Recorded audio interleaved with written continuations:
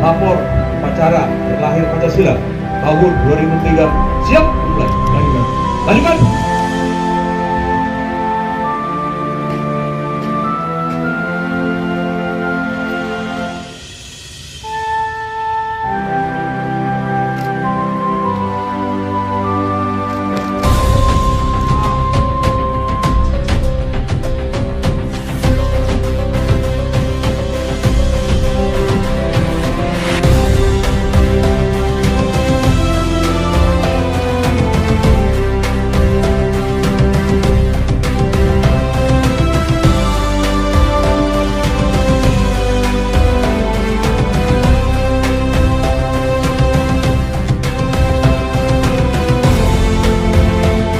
Mari kita berkomitmen untuk bersama-sama menanamkan, menegakkan dan menjaga Pancasila dan nilai-nilai yang terkandung di dalamnya.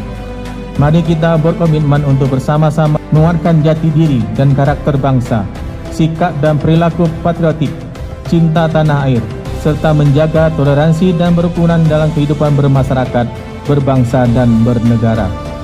Semoga Allah Subhanahu wa taala, Tuhan Yang Maha Esa, senantiasa memberikan perlindungan dan petunjukan kepada kita semua untuk kejayaan bangsa dan negara. Selamat Hari Pancasila.